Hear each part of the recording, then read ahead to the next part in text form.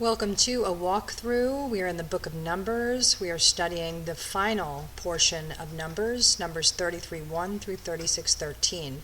This portion is called Massei, and it is journeys. This is going to cover the boundaries of the land, the leaders, the cities of the Levites, the cities of refuge, all kinds of other rules and regulations that'll make the community work just wonderfully. And let's begin. These are the journeys of the children of Israel, who went out of the land of Egypt by their armies under the hand of Moses and Aaron. Now Moses wrote down the starting points of their journeys at the command of the Lord, and these are their journeys according to their starting points. They departed from Ramesses in the first month. On the 14th day of the first month, on the day after the Passover, the children of Israel went out with boldness in the sight of all the Egyptians. For the Egyptians were burying all their firstborn, whom the Lord had killed among them. Also on their gods the Lord had executed judgments. Then the children of Israel moved from Ramesses and camped at Sukkot. They departed from Sukkot and camped at Etham, which is on the edge of the wilderness. They moved from Etham and turned back to Pir Hariarath, which is east of Baal-Zephon, and they camped near Migdol. They departed from before Haharoth and passed through the midst of the sea into the wilderness, went 3 days' journey into the wilderness of Etham, and camped at Marah. They moved from Marah and came to Elim.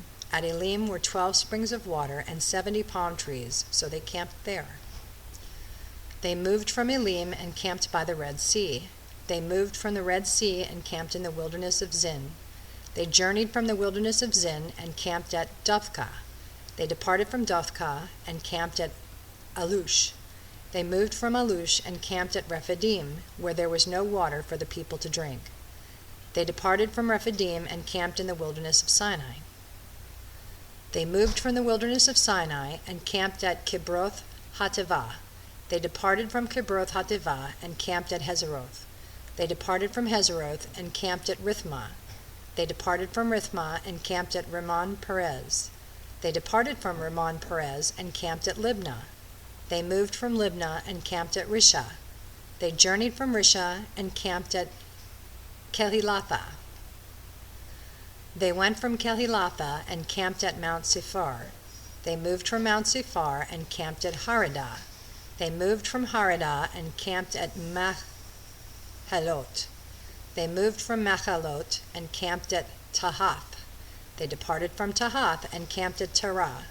They moved from Terah and camped at Mikthah. They went from Mikthah and camped at Hashmonah. They departed from Hashmonah and camped at Moseroth. They departed from Moseroth and camped at Bnei Jachan. They moved from Bnei Jachan and camped at Hor Haggidgad. They went from Hor Haggidgad and camped at Jobathah. They moved from Jobathah and camped at Abranah. They departed from Abranah and camped at Etzion Geber. They moved from Etzion Geber and camped in the wilderness of Zin, which is Kadesh. They moved from Kadesh and camped at Mount Hor on the boundary of the land of Edom. Then Aaron the priest went up to Mount Hor at the command of the Lord and died there in the 40th year after the children of Israel had come out of the land of Egypt, on the first day of the 5th month. Aaron was 123 years old when he died on Mount Hor. Now the king of Arad, the Canaanite, who went in the south in the land of Caanan, heard of the coming of the children of Israel. So they departed from Mount Hor and camped at Zalmonah. They departed from Zalmonah and camped at Punon. They departed from Punon and camped at Aboth. They departed from Aboth and camped at Ish-Abriim at the border of Moab. They departed from Ejim and camped at Dibon-Gad. They moved from Dibon-Gad and camped at Almon-Diblitham. They moved from Almon-Diblitham and camped in the mountains of Ibriam before Nebo. They departed from the mountains of Ibriam and camped in the plains of Moab by the Jordan across from Jericho. They camped by the Jordan from Beth Jesimoth as far as Abel Acacia Grove in the plains of Moab. Now the Lord spoke to Moses in the plains of Moab by the Jordan across from Jericho, saying, Speak to the children of Israel and say to them, When you have crossed the Jordan into the land of Canaan, then you shall drive out all the inhabitants of the land from before you. Destroy all their graven stones. Destroy all their molded images, and demolish all their high places. You shall dispossess the inhabitants of the land, and dwell in it, for I have given you the land to possess. And you shall divide the land by lot as an inheritance among your families. To the larger you shall give a larger inheritance, and to the smaller you shall give a smaller inheritance. There everyone's inheritance shall be whatever falls to him by lot. You shall inherit according to the tribes of your fathers. But if you do not drive out the inhabitants of the land from before you, then it will be that those whom you let remain shall be irritants in your eyes and thorns in your sides, and they shall harass you in the land where you dwell. Moreover, it shall be that I will do to you as I thought to do to them. I just want to say before we move on that I always hear people say, yes, the children of Israel wandered in the desert for 40 years. Well, as you can see from what we just read, they were not wandering. Every time the cloud lifted off the tabernacle, they moved. So God was in control throughout this whole journey, and each place that they went to and from is recorded in Scripture. Another thing is that Mount Sinai and the land with the palm trees and the springs of water, that has been found in Saudi Arabia. So there is an awesome video documentary called In Search of the Real Mount Sinai, and I would highly recommend that you watch it. It is wonderful, and it shows everything that the Bible talks about on these mountains in Saudi Arabia, so much so that the Saudis have it chained off where there's no access, and if you talk to the local Bedouins there, they'll say, oh yeah, that's the mountain of Moses. So it's common knowledge over there, hidden from us. Go figure. Then the Lord spoke to Moses, saying, Command the children of Israel, and say to them, When you come into the land of Caanan, this is the land that shall fall to you as an inheritance, the land of Caanan to its boundaries. Your southern border shall be from the wilderness of Zin along the border of Edom.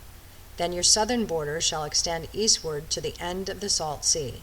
Your border shall turn from the southern side of the ascent of Akrabim, continue to Zin, and be on the south of Kadesh Barnea.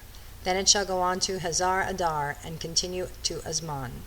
The border shall turn from Azman to the brook of Egypt, and it shall end at the sea. So if we're going to continue on with these borders, but I'll see if I can find you a map of what the land of Israel is supposed to look like compared to the little itty-bitty thing it is today. As for the western border, you shall have the great sea for a border. This shall be your western border. And this shall be your northern border. From the great sea you shall mark out your border line to Mount Hor. From Mount Hor you shall mark out your border to the entrance of Hamath.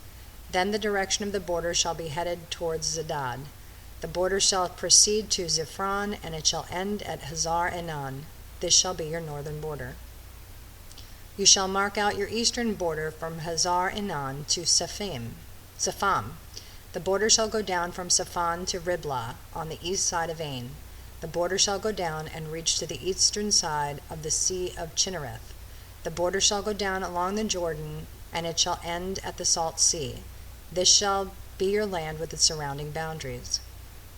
Then Moses commanded the children of Israel, saying, This is the land which you shall inherit by lot, which the Lord has commanded to give you to the 9 tribes and a half tribe. For the tribe of the children of Reuben according to the house of their fathers, the tribe of the children of Gad according to the house of their fathers, have received their inheritance, and the half tribe of Manasseh has received its inheritance. The 2 tribes and the half tribe have received their inheritance on this side of the Jordan, across from Jericho eastward towards the sunrise. And the Lord spoke to Moses, saying, These are the names of the men who shall divide the land among you as an inheritance: Eleazar the priest and Joshua the son of Nun. And you shall take 1 leader of every tribe to divide the land for an inheritance. These are the names of the men: from the tribe of Judah, Caleb the son of Jephunneh; from the tribe of the children of Simeon, Shemuel the son of Ammihud; from the tribe of Benjamin, Elidad the son of Chislon; a leader from the tribe of the children of Dan, Buki the son of Jogli; from the sons of Joseph, a leader from the tribe of the children of Manasseh, Haniel the son of Ephod; and a leader from the tribe of the children of Ephraim, Kemuel the son of Shiptan; a leader from the tribe of the children of Zebulun, Elisaphan the son of Parnach; a leader from the tribe of the children of Issachar, Paltiel the son of Azan; A leader from the tribe of the children of Asher, Ahihud, the son of Shalomi. And a leader from the tribe of the children of Naphtali, Pedahel, the son of Ammihud. These are the ones the Lord commanded to divide the inheritance among the children of Israel of the land of Canaan. And the Lord spoke to Moses in the plains of Moab by the Jordan across from Jericho, saying, Command the children of Israel that they give the Levites cities to dwell in from the inheritance of their possession, and you shall also give the Levites common land around the cities. They shall have the cities to dwell in, and their common land shall be for cattle, for their herds, and for all their animals. The common land of the cities which you give the Levites shall extend from the wall of the city outward 1,000 cubits all around. And you shall measure outside the city on the east side 2,000 cubits, and on the south side 2,000 cubits, on the west side 2,000 cubits, and on the north side 2,000 cubits. The city shall be in the middle. This shall belong to them as common land for their cities. Now among the cities which you give to the Levites you shall appoint 6 cities of refuge, to which a manslayer may flee, and to these you shall add 42 cities. So all the cities you will give the Levites shall be 48. These you shall give with their common land. And the cities which you will give shall be from the possessions of the children of Israel. From the larger tribe you shall give many, from the smaller you shall give few. Each shall give some of its cities to the Levites, in proportion to the inheritance that each receives. Then the Lord spoke to Moses, saying, Speak to the children of Israel, and say to them, When you cross the Jordan into the land of Caanan, then you shall appoint cities to be cities of refuge for you, that the manslayer who kills any person accidentally may flee there. They shall be cities of refuge for you from the avenger, that the manslayer may not die until he stands before the congregation in judgment. And of the cities which you give, you shall have 6 cities of refuge. You shall appoint 3 cities on this side of the Jordan, and 3 cities you shall appoint in the land of Canaan, which will be cities of refuge. These 6 cities shall be for refuge for the children of Israel, for the stranger, and for the sojourner among them, that anyone who kills a person accidentally may flee there. But if he strikes him with an iron implement, so that he dies, he is a murderer. The murderer shall surely be put to death. And if he strikes him with a stone in the hand, by which one could die, and he does die, he is a murderer. The murderer shall surely be put to death. Or if he strikes him with a wooden hand weapon, by which one could die, and he does die, he is a murderer. The murderer shall surely be put to death. The avenger of blood himself shall put the murderer to death. When he meets him, he shall put him to death. If he pushes him out of hatred, or while lying in wait, hurls something at him so he dies, or in enmity he strikes him with his hand so that he dies, the one who struck him shall surely be put to death. He is a murderer. The avenger of blood shall put the murderer to death when he meets him. Before I go any further, the avenger of death is a relative of the person killed. Let's continue. However, if he pushes him suddenly without enmity, or throws anything at him without lying in wait, or uses a stone by which a man could die, throwing it at him without seeing him, so that he dies, while he was not his enemy or seeking his harm, then the congregation shall judge between the manslayer and the avenger of blood according to these judgments. So the congregation shall deliver the manslayer from the hand of the avenger of blood, and the congregation shall return him to the city of refuge where he had fled, and he shall remain there until the death of the high priest who was appointed with the holy oil. But if the manslayer at any time goes outside the limits of the city of refuge where he fled, and the avenger of blood finds him outside the limits of his city of refuge, and the avenger of blood kills the manslayer, he shall not be guilty of blood, because he should have remained in his city of refuge until the death of the high priest. But after the death of the high priest, the manslayer may return to the land of his possession. And these things shall be a statute of judgment to you throughout your generations in all your dwellings. Whoever kills a person, the murderer shall be put to death on the testimony of witnesses. But one witness is not sufficient testimony against a person for the death penalty.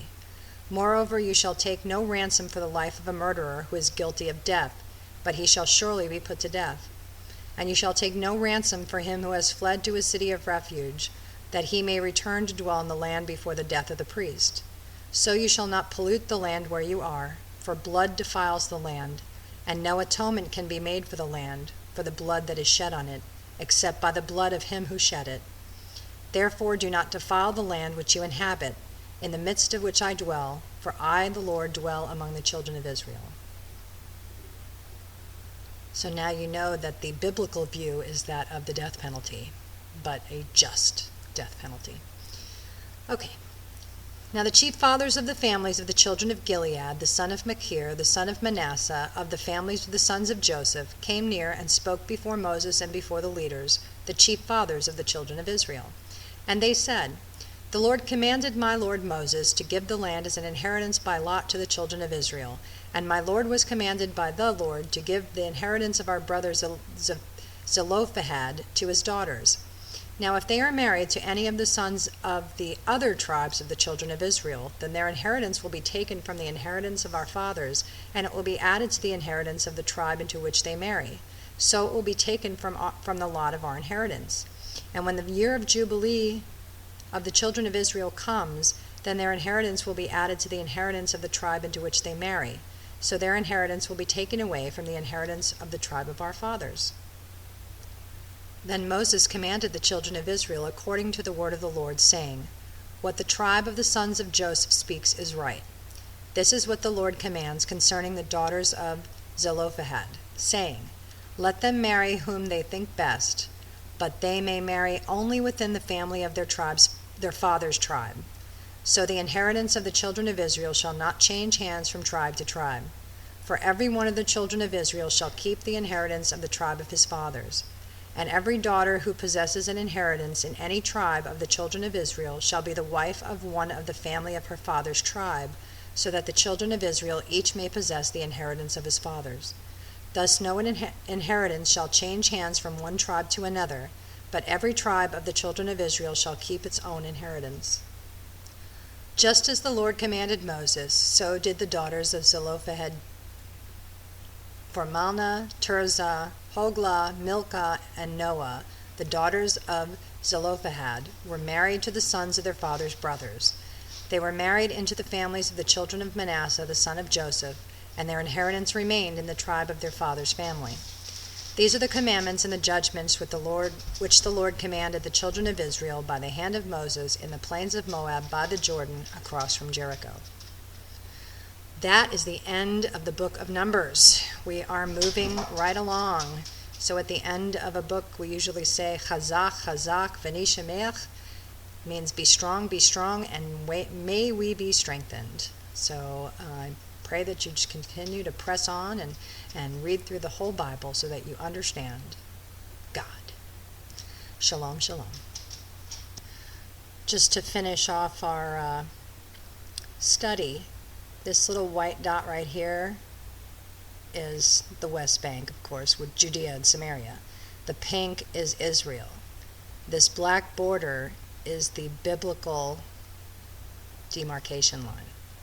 So all the Arab countries around Israel today, parts of them belong to Israel.